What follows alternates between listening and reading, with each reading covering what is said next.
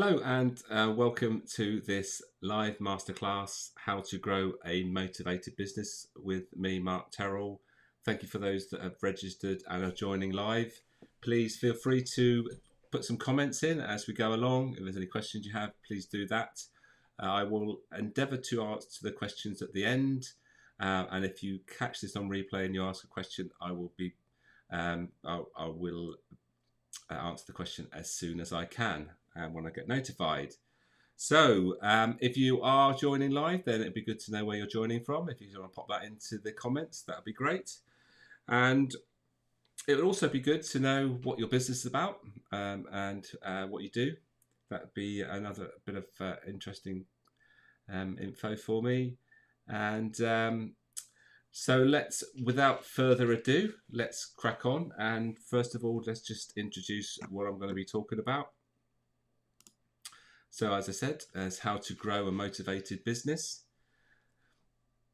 So my aim today is to show you how and why you should be growing a motivated business. Intro to the Motivated Business Club.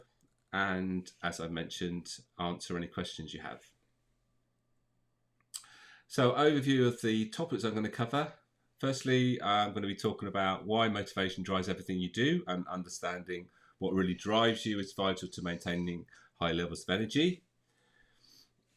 I'm going to show you how you can identify, describe, measure and maximize motivation for everyone in your team and most importantly, importantly you. And finally, I'm going to share with you some case stories and how to make sure your business works for you and not the other way around. So that's that, and then I will show you around my website and give you an opportunity to book a call with me if there's anything you think I can help you with. So who am I? I'm Mark Terrell, as I've mentioned. Used to be in a retail business. That's me on the left with my dad and my brother. We used to have a supermarket or two supermarkets, and we've run that business for 30 years. So when I sold that business, I started my coaching business. These are my two daughters. They're doing very well in the world, got great jobs. This is me and my partner in Venice this last year. I'm the creator of the Reluctant Leader Academy. That's the name of my website. And I'm also the creator of the Motivated Business Club, which came out of me writing my book, which you can see behind me. And you can find that in Amazon, or you can buy it direct from my website. There's the book so-called just mentioned. The type of people that I work with business owners and directors of companies. I work with team leaders and managers, and I also work with coaches, HR, and recruitment specialists. So that is a quick overview of what I do. And so without further ado, we'll get into the real nuts and bolts of what I'm going to be talking about and talk about motivation, which is key for all of us. And let me cue this up and get that. I think that's all ready to go. That's good. So first part then, so why motivation drives everything you do and understanding what really drives you is vital to maintaining high levels of energy.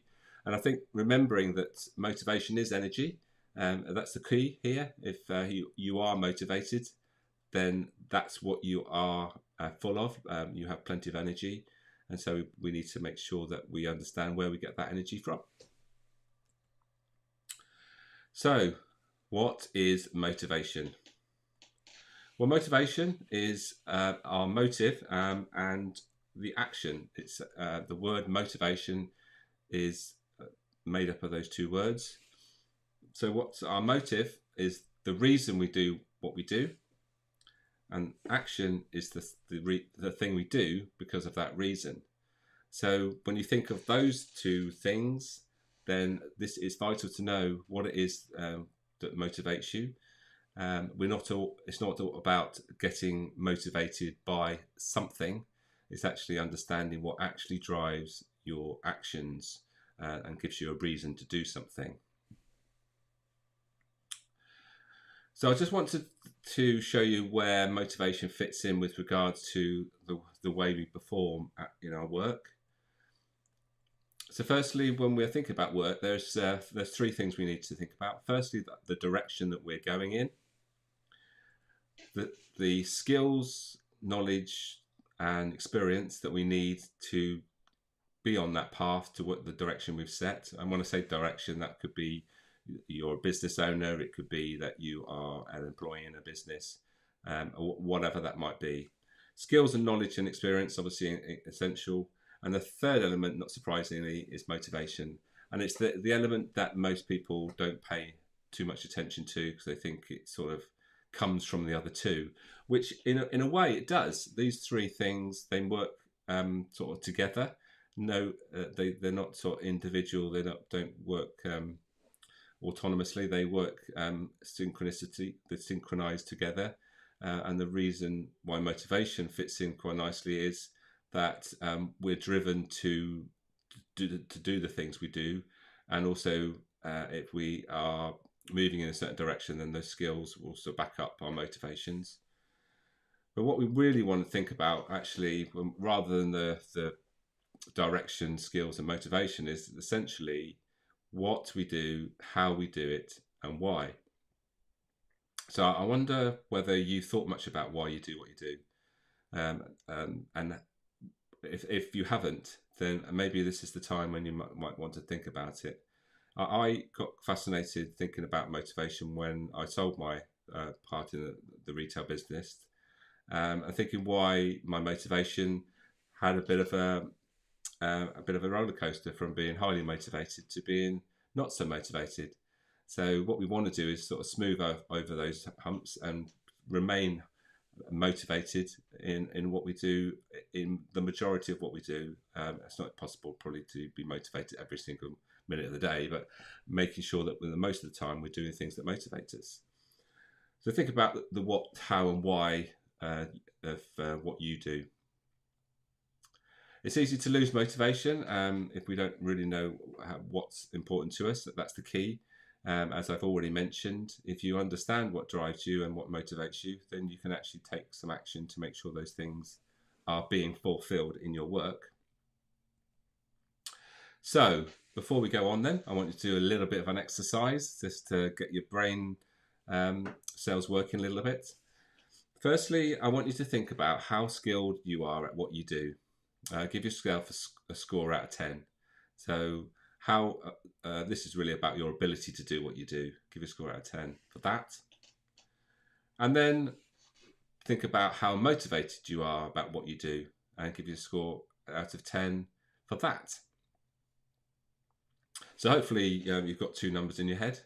And this is how we can use those two numbers in what we call the performance indicator. You can use a calculator if you want. I'm sure you don't need that. So I've mentioned skills and motivation. If we multiply them together, and we'll get a score, which will be our performance indicator score. So in this instance, someone that is highly skilled, 9 out of 10 skilled, and motivated 6 out of 10, their performance indicator score would likely to be about 54%, which isn't particularly brilliant. So what we want, ideally, is to make sure people are highly skilled and highly motivated. And that's where we get the performance indicator scores right up into the 80s, is where we want to be. Highly skilled and highly motivated is where we need to be. So think about how you scored yourself, those 2 out of 10 scores, and which one was the highest. We are talking mostly about motivation here, but as I've already alluded to, motivation is one of 3 things that we've got to pay attention to. And what we've just done, that exercise, which of those two elements did you score highest out of 10? Are you more motivated, or are you more skilled at what you do? And that might be some reflection you wanted to have, and maybe take some action around. If it's skills, then maybe you need to look at some more skills training. Motivation, well, hopefully this session is going to help you with that, with understanding what it is that really drives you. So that's the first part, understanding what motivation is. The next thing we're going to do is to look at how we can identify motivation. Because if you think about it, it's quite a difficult thing to describe. If someone asks you what motivates you, I'm sure it certainly probably wouldn't roll off your tongue. It certainly doesn't do when I ask most people what motivates them. So, but what we want to do is have a way of identifying, describing, and measuring motivation. So that's what we're going to look at next, how we can do that. So, how can we identify, describe, measure, and maximize motivation for everyone in your team, including and most importantly you? So, there is a tool that I use called Motivational Maps. Motivational Maps gives all those things that I've just talked about. Firstly, it helps us to identify. How does it do that? It's an online questionnaire. It takes about 10 minutes to complete, and you get your results in a 14-page report. Describing. Well, describing, as I mentioned, we can now use a language to describe motivation. And these are the 9 motivations for work according to the Motivational Maps model. If you're interested, the Motivational Maps model is based on the 3 models, one being the Maslow's hierarchy of needs, the other 2 being the Enneagram, which is a personality identifying tool, behavioral style, and the other one is Edgar Schein's career anchors. So those 3 things come together to give us Motivational Maps, which was created from those 3 tools, I should say. So the 9 motivations, let's have a quick look at them. You'll notice that they are grouped into 3 groups of 3. There's the 3 relationship motivators, there's 3 achievement motivators, and there's 3 growth motivators. So let's go step through them, the 9 motivators. Top left there is the defender. That's the drive or the feeling that we want to have stability, security, and stability in our work. Friends want to feel that they are belonging and fulfilling relationships at work. And the star want to feel that they're being recognised, have social esteem and respect at work. Moving on to the achievement motivators, the director motivator, someone with that in their top 3, wants to feel that they are in a position of power, influence and control over people and resources. The builder drive motivation, someone with that in their top 3 wants to feel that they have money, they have material satisfaction and above average living standards. And the expert wants to feel that they have knowledge, expertise and mastery of a specialist subject. And then moving on to the growth motivators, the creator wants to feel that they're being innovative and they are bringing new ideas into the workplace and expressing their creative potential.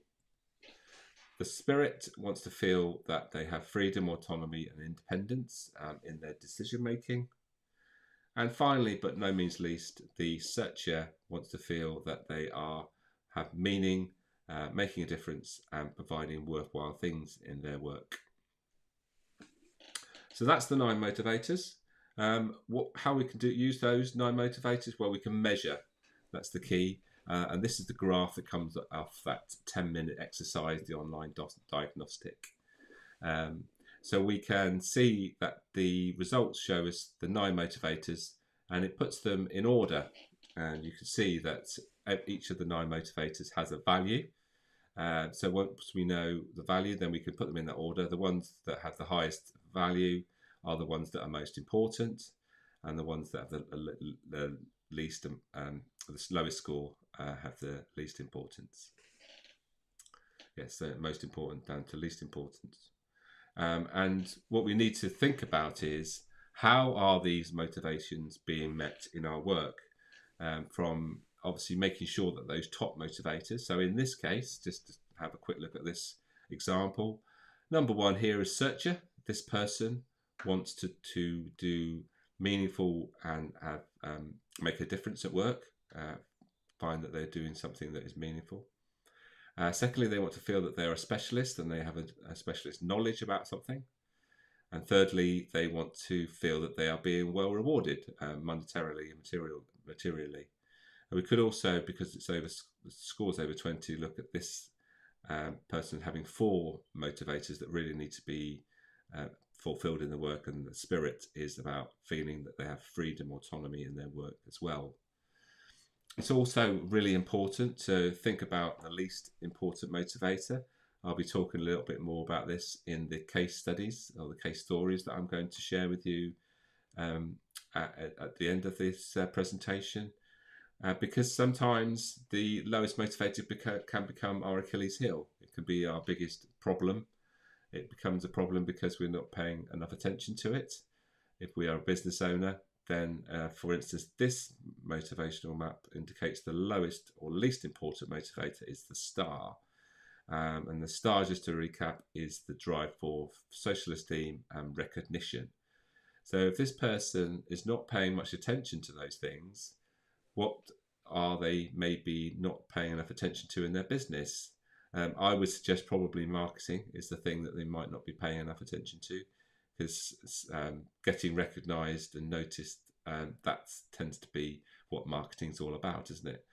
So that might be something that they might not be paying much attention to. So there's indications here with regards to where they might be paying most of their attention and where they're not paying enough attention if they're a business owner. And obviously, it doesn't matter whether you are a business owner or whether you're just an employee. It's important to obviously understand where each of the motivations are playing out in your role.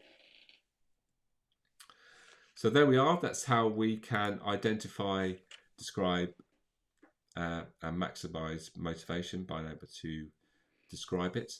And so by doing that, we can then, when you can describe something, once you can measure it, then you have the ability then to improve it. And that's the key here. So what I want to do now then, as I've mentioned, is to give you, talk you through some case stories, I've called them. These are real life examples of how someone has created that motivated business that maybe wasn't really working for them. And I think this is when it really comes to life, and it really gets me excited when I'm able to help business owners to create a business that really working for them, as opposed to the other way around. And it's so easy to allow that to happen. It's so easy to create a business that doesn't really serve you, because you just get into the day-to-day and you don't make conscious decisions around the things that you really want to do, as opposed to the things you can do. There's a big difference there with regards to the things you can do and the things you want to do. Just because you can do something doesn't mean you should be doing it in your business. And what sometimes is one of the biggest struggles that my clients have is not doing things that they can do, and trying to make sure that they focus on those things that give them energy, and avoiding the things that don't. So let's just fire up the next section of the presentation. So here we are. So let's give you a before and after. So let's talk you through this motivational map. So this is a client here who has spirit as their number one motivator. So freedom, autonomy, making their own decisions was key to them, and the most important thing for them. Let's just highlight those top 3. Secondly, they want to do something that's meaningful and purposeful. And thirdly, they want to feel that they belong. That's in this instance is quite interesting, because if you think about it, the top motivator spirit is all about freedom, doing things autonomously. So that's not really in line with actually working with others and feeling a belonging. It's almost like the opposite. So one of the struggles for this person is that they want to be independent, but they also want to feel that they belong. And that was one of the things that we were able to identify with how her business at this time was not making her feel great. And what she was actually doing was she was thinking about maybe it would be better for her to have a job as opposed to running a business. Now, I don't know about you, but there's not many businesses, or sorry, not many jobs, I should say, that have freedom as the number one thing that they offer. That doesn't tend to be the case. Most of the time, we have to do things that we're told to do, which doesn't indicate that we're actually making our own choices. And that's the spirit motivator, what they want most of all. And you'll see that there's a dotted line at 30, which is what we describe as the sort of that definitive sort of place where those motivators must be fulfilled. Otherwise, serious demotivation is probably happening. And this is exactly what was happening in this case, was that they weren't feeling those top three motivators were being well. And saying that, it wasn't all three. Actually, she thought that she had plenty of freedom. She thought that she was actually doing something that's worthwhile and meaningful. But the interesting thing here was that it was the friend motivator that was causing her an issue. So when we talked about it, and I gave her some feedback on her map in a debrief session on motivational action plan session, she realised that the friend was an issue in that she wanted to work with clients that she really sort of felt connected to, and there was a number of clients that she didn't feel that. She didn't feel at all connected to them, and so that was what she was feeling. She wasn't able to identify it until she saw her map, and then she realised what was going on. So her strategy then was to think about what can I do about this. And so what she did was she realised that those customers, clients that she didn't really feel connected to, were also the lowest payers, and that's that happens quite often. That our clients that pay us least seem to want the most and cause us the most aggravation. So her strategy was to put her prices up, so those people probably wouldn't want to carry on working with her, which was successful. And by doing that, she then started working more with the clients that she enjoyed working with, and she's attracted more clients as well since that time, and on that higher level. So she works less hours for more money.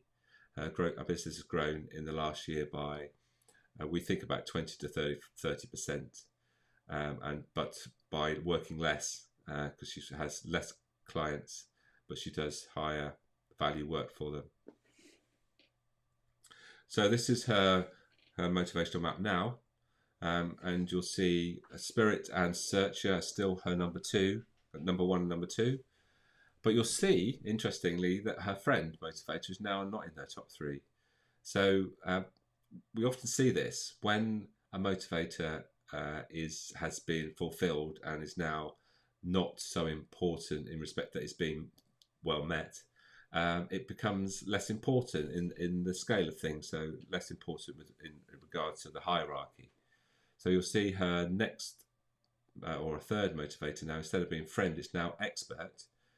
So it's more about a specialist, and she's moving more and more towards specialist services, which is interesting, which tend to attract higher fees, and get paid more for those things.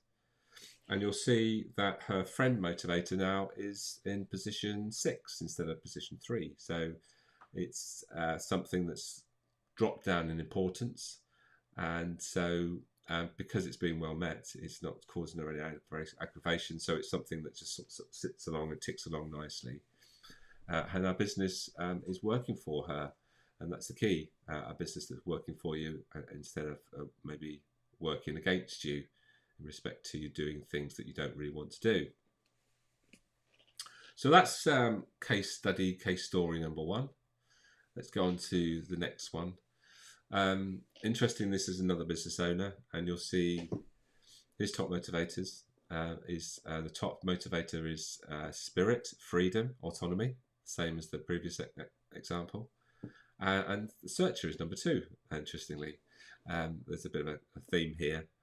You might want to think about how those 2 motivators are, how important they are to you. So spirit and searcher are number 1 and number 2, and number 3 is expert.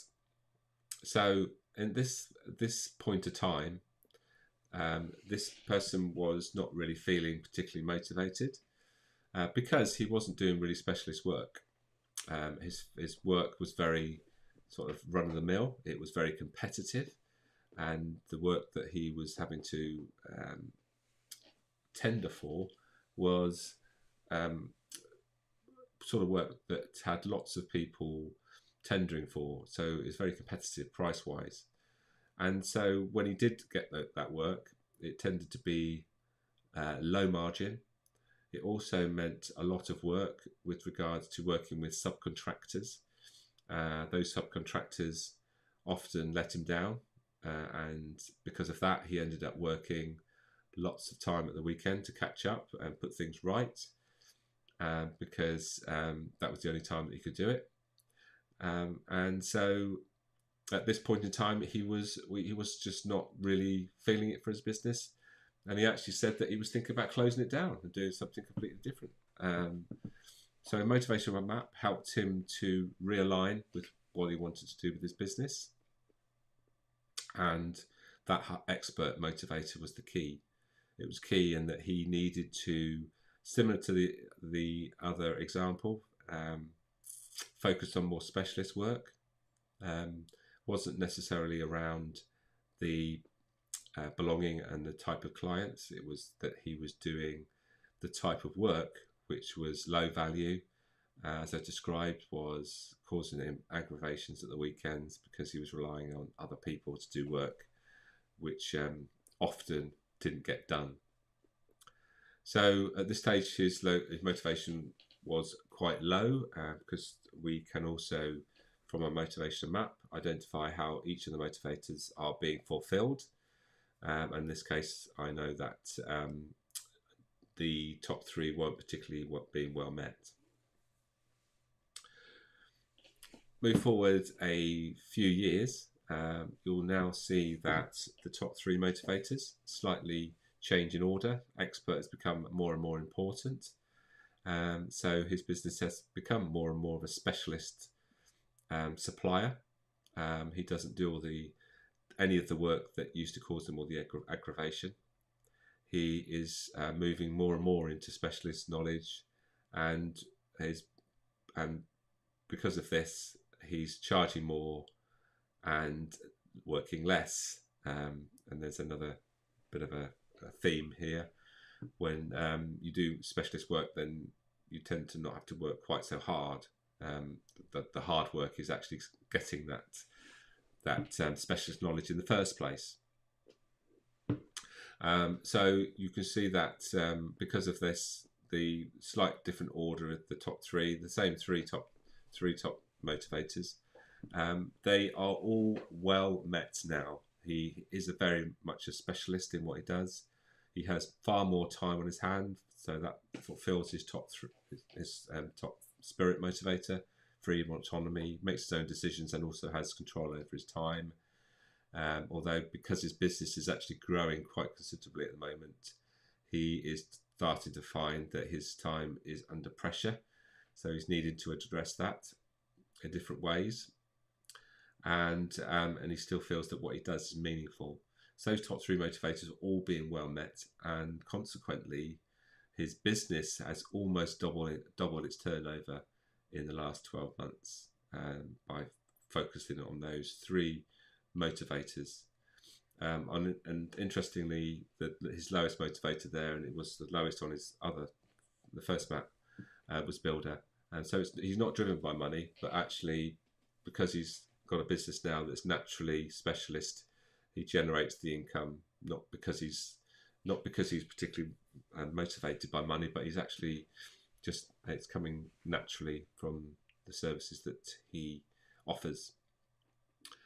So that's another example of how you can, or in this case, save a business from being something that's actually was heading in the wrong direction, and by focusing on motivations, has actually just completely transformed the results and also how the business owner feels about his business.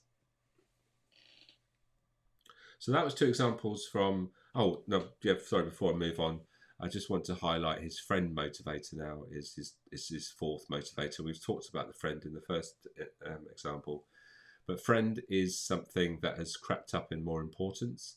And the last session we had, it was something that needed more attention, and so he needs to connect with his clients, connect with the people that are important to his business more, to create a community, which I think in the last few years, just coming out of 3 years of the pandemic, that's been difficult. But now that the restrictions are off, something that we can get out and meet people. So that's what he's doing, seeing more people, making sure that that's part of his day-to-day, week-by-week sort of routine.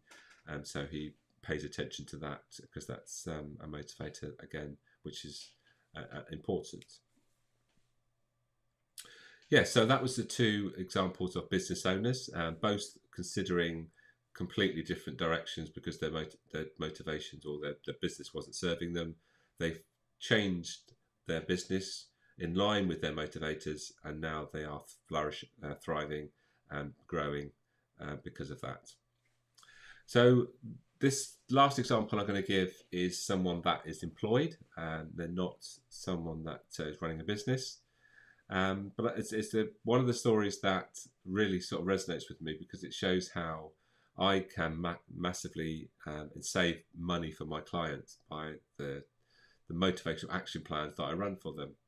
So I have 10 questions that I run through with everybody with the motivational action plan process. And this comes after they've completed their map. So before I look at their results, after 10 questions and see what they've actually learned from the map and seen whether it's been useful. So in this instance, I asked whether their motivational map has been useful up until this point. And to be honest, most of the time, the answer to that is not particularly. No, I can't see quite how I'm going to use it at the moment. And that's the whole point of the motivational action plan, is that I help them to make useful, use their motivational map to make an action plan around motivation, maximising it and maintaining it. But in this instance, this person said, yes, it has. It's had it's got me a pay rise. And I was quite taken aback because I was expecting the not really sort of answer that I get most time. And I said, so well, tell me more about that. He said, well, do you know what, Mark? He said, I was, to be honest, I was looking for another job, he said, and I didn't quite know why. But when I got my motivational map, I suddenly realised why it was. I just felt that I deserved a bit more pay. And I said, oh, right, okay. So what happened? He said, well, I thought, well, there's no point in leaving and not asking for more money. So even if they said no, then I would just carry on looking elsewhere. But I asked for some more money and they gave me it. I said, well, that's fantastic. So by asking that question, by using his motivation map in that way, he then became obviously more productive because his motivations were being met. My client didn't lose a valuable member of staff and have the costs of recruiting and all that goes with it. Recruitment is obviously costly in time and money and resources.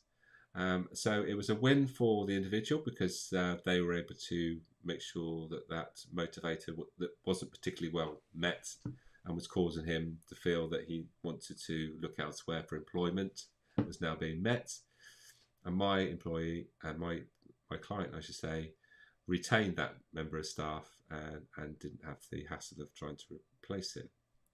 So that's another example of how how you can use motivation to retain a member of staff, and in the same way you can use motivational maps to attract the right sort of people to a team, which I haven't got time to go into today. But when you have a team which is maybe a bit lopsided with regards to motivators, you can actually use maps to employ or find the ideal person in respect to a motivator that is not well met in the team, and get that person on board. And that, again, not looking at someone's skills, but also thinking about how they their motivations are going to benefit the team. So there we have it. So that's the three examples there. Of the first two were of business owners who were both thinking of checking it in. One was thinking about getting a job, as you remember, just to remind you, and one was thinking about actually just closing down and doing something completely different. Motivator maps help them save their business, refocus, make sure their motivators were being met, and now those businesses are growing. And in this case, when someone was thinking about leaving their employment, looking for work elsewhere, it prevented them doing that, and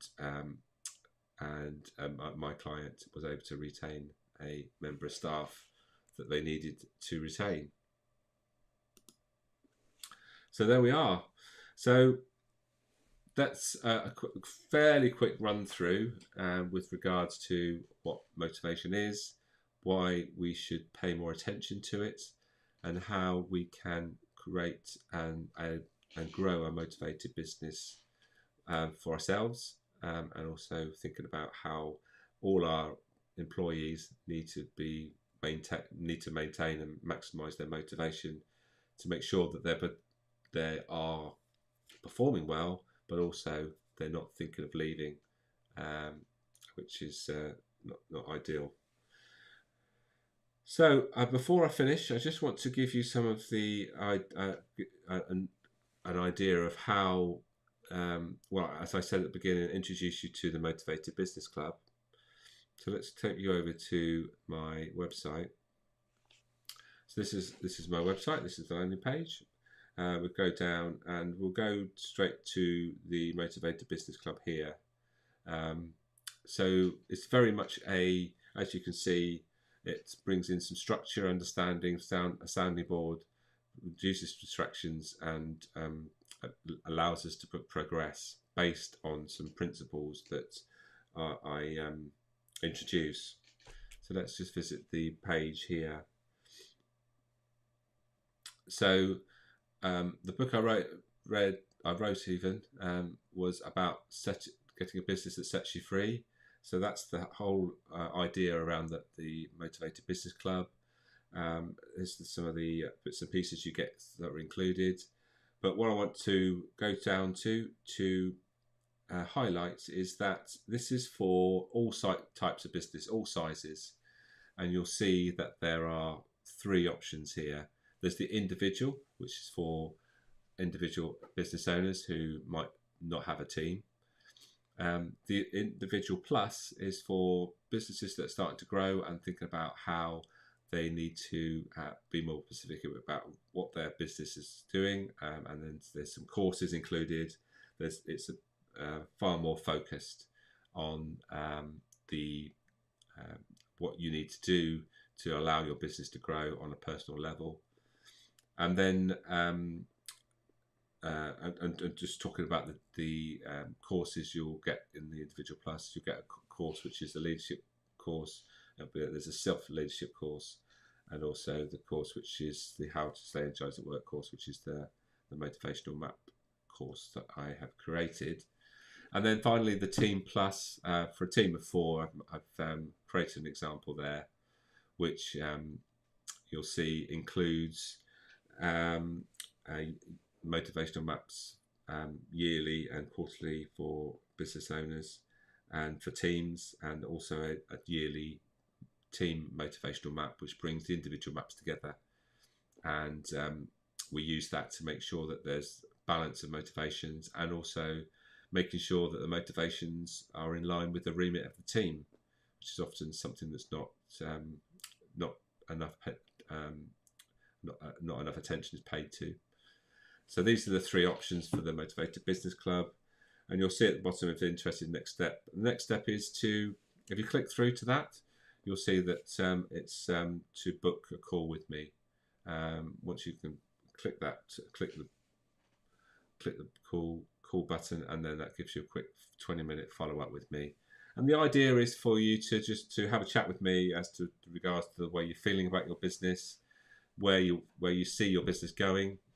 Maybe you would just need to think about your doing a motivational map exercise and what we call the How to Stay Energized at Work course, and a coaching session with me with regards to changing or using your motivational map to get you a motivational action plan as a starting point. That's something.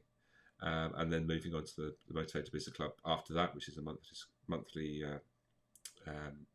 club, which is 3 months minimum, but most people obviously will stay a lot longer than that.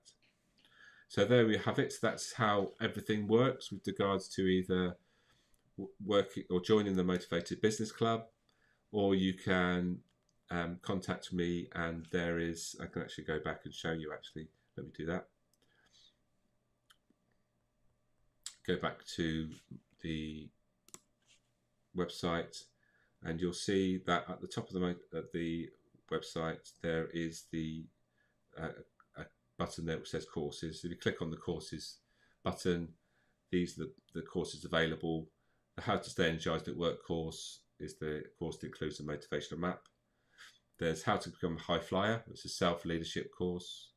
There's an Intro Leadership Launchpad course, which is low cost, and it gives you some really good starter for how to sort of transition into a leadership role.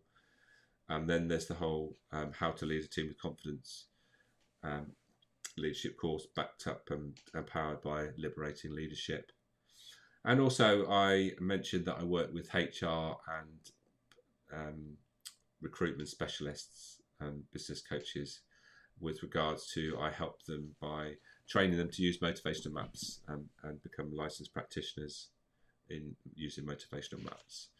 So that's a run through of all what I do, and you know how to now get in touch with me. You'll get a follow-up email again with an opportunity to book a call with me. If there's anything that you want to discuss, please feel free to take that option. It won't be a salesy call, just a chat with regards to what your business is doing for you, and maybe having a look at how, by focusing on your motivations, you might start to feel better about your business, essentially, so your business is working for you and not the other way round. Great stuff. So we're well ahead of schedule. We're just done over 45 minutes. I allowed an hour for this. So I won't take up any more of your time. As I mentioned, if you catch this on replay, please feel free to add any comments so that I can get back to you with those. Feel free, I will drop a link into the comments also to book that call if you say if you haven't defined it, and wait for the email to come through. And it will be great to help you if your motivations are not quite as you want them. Because motivation, as I've described, is essential to everything we do. Maintaining it, maximizing it by understanding what it is that drives us every day will make us feel better about our business. And when we feel better about something, we tend to do it better. So thanks for joining me, and I will see you again on the next masterclass.